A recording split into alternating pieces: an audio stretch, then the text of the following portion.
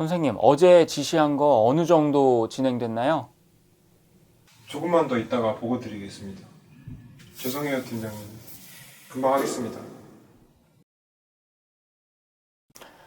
다 했나요?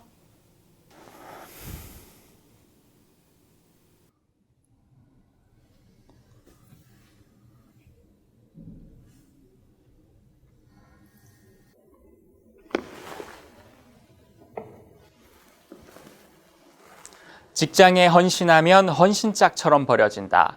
요즘 젊은 Z세대 직원들 사이에서 농담처럼 쓰이는 말입니다. 이들은 왜 삶의 터전인 직장에 대한 신뢰를 접은 걸까요? 오늘은 두 세대가 공존하는 근무 환경을 살펴보며 그 대립각을 살펴보기로 하였습니다.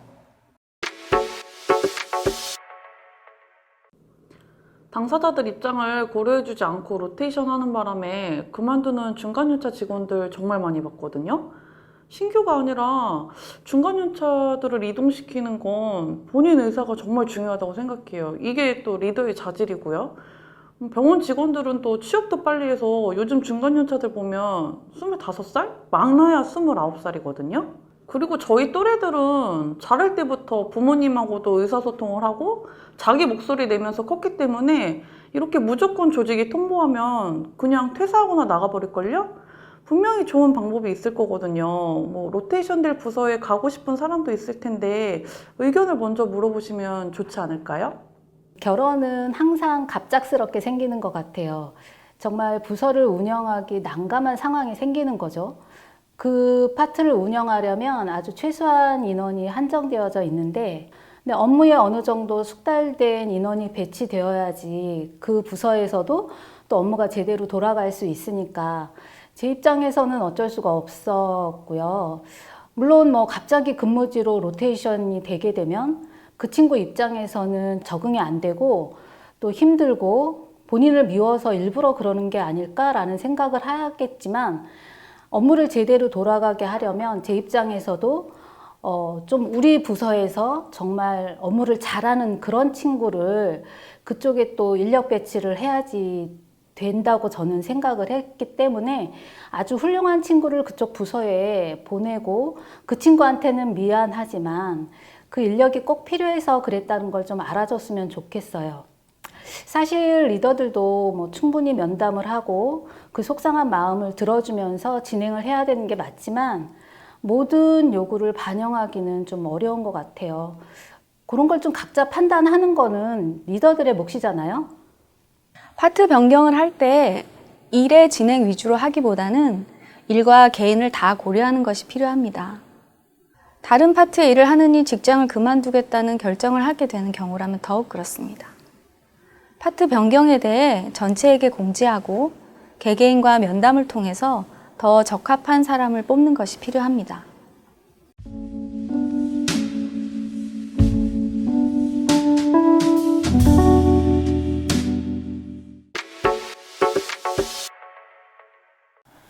중요한 공지들 말고 불현듯 갑자기 떠올라서 메모장 쓰듯이 쓰는 공지 카톡이 문제예요. 윗세대 선생님들은 당연히 업무에 충실하게 살아오셔서 정상적인 근무 시간에 대한 구분이 없으신 것 같아요. 저는 선임 선생님들, 유임 선생님들 열정이나 성실한 거 진짜 존경해요. 근데 저는 그렇게 살고 싶지 않아요. 가정에서 온전히 쉬고 싶다고요. 아니 그래야 또 출근을 해서 근무할 수 있는 원동력이 되죠. 저도 퇴근 후 주말에 개인적인 삶을 살고 싶은 사람입니다.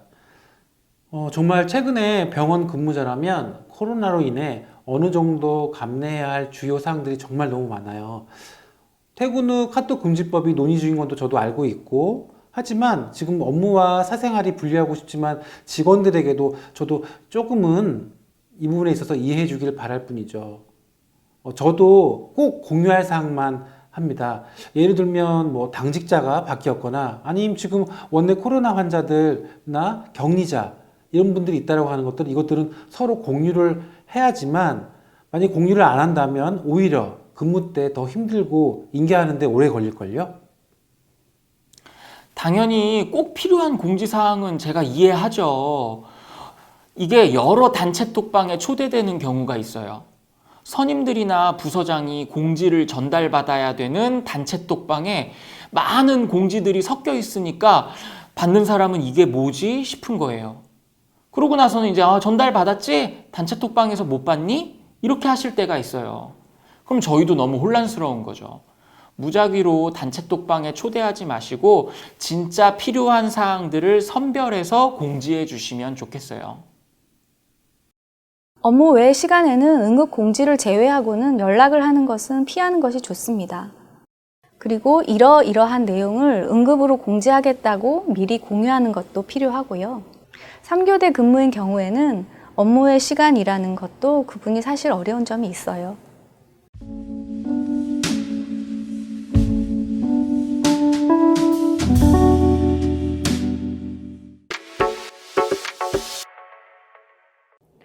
정말 정신없이 바쁠 때 라인이나 인젝션 등 처치 부분은 도와주실 수 있는데 안 계세요.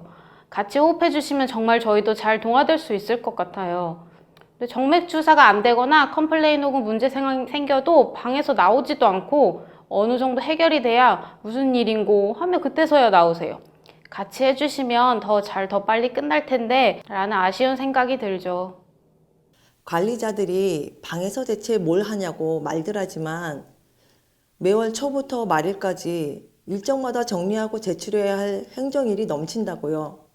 근태를 챙겨야 직원들 수당이 빠지지 않는 거고 부서에 필요한 물품 청구와 각종 평가에 대한 서류 준비도 그것도 미룰 수 없는 일이죠. 거기에 수시로 발생하는 환자 보호자 민원 처리 또 수시로 하자고 하는 직원 면담도 그걸 하다 보면 정신적으로 육체적으로 기빠지는 일들이 한둘이 아닙니다. 물론 직원들의 고충을 모두 커버해 줄 수 있는 슈퍼맨이 되었으면 좋겠지만 조직에는 위치에 맞는 업무가 있다는 걸 직원들도 이해해 줬으면 좋겠어요. 진급을 하게 되면 행정 업무와 관리 업무가 늘어나게 마련입니다. 한편 신입 직원들은 환자를 돌보는 데 있어서 상사의 도움이 절실히 필요하고요. 그래서 상사는 행정 처리, 직원 관리와 환자 보는 일의 균형을 잡는 것이 매우 어려운 일이긴 하지만 일정 시간을 직원 관리와 환자 보는 것에 배분하는 것이 서로의 업무 만족을 높이기 위해서 필요할 것입니다.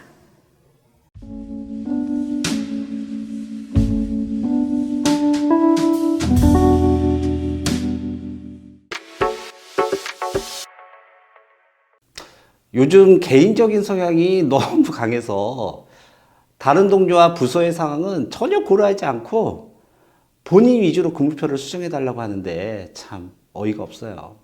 자기들이 짜봐야 알죠. 라고 하고 싶을 때도 정말 힘들어요. 신규들로만 짤 수도 없고 선임과 후임을 적절하게 짜야 하는데 전체적으로 고려할 상황들이 너무 많아요. 또 들어오는 요청들은 얼마나 많은지요. 저희가 최대한 반영하려고 노력은 하고 있지만 그게 어려운 게 현실이에요. 저희도 당연히 알죠. 팀장님 근무표 짜시느라고 고생하시는 거. 근데 누구는 매번 주말마다 쉬는 것 같고 누구는 주말마다 나와서 일하는 것 같고 공평하지 않다는 생각이 들 때가 있거든요.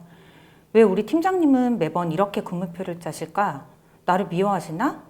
싶고 그래서 가끔은 근무표 때문에 부서 이동하고 싶다니까요.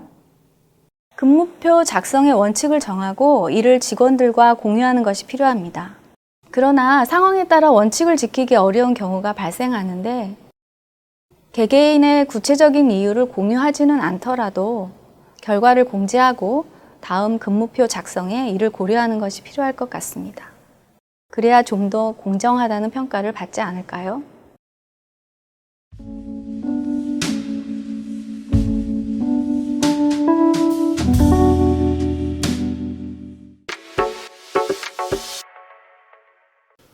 후배들이 한 번 배운 내용을 고민을 해서 업무에 임했으면 좋겠어요.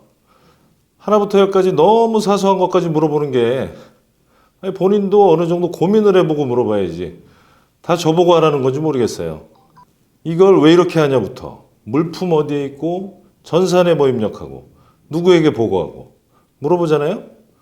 이 정도면 뭐 본인이 일을 하는 건지 내가 하는 건지 모르겠다 이거예요. 그리고 한 번 눈앞에서 없어지면 함흥차사예요. 뭐 하나 처리하는데 세워라 내워라 어디까지 알려줘야 하는 걸까요? 일단 물어보면 좋게 안 알려주시고 그냥 하면 또 왜 확인도 안 하고 있냐고 하시고 그래서 어차피 욕먹을 거 그냥 고민하는 시간 아끼려고 더 세세하게 여쭤보는 거예요. 처음부터 명확하게 지시해 주시면 더 좋을 것 같아요. 저는 그냥 일을 잘하고 싶지 여러 번 반복하고 싶지가 않아요. 경험이 적거나 처음 해보는 일을 하는 신입 직원에게는 그래도 가능한 자세하게 지시하거나 알려주는 것이 필요합니다. 상사는 알아서 또는 눈치껏 그래도 모르면 다른 사람들에게 물어서 해결하기를 기대하겠지만 가급적 이전에는 이렇게 했었다는 정도의 내용을 알려주는 것이 서로에게 좋을 것 같습니다.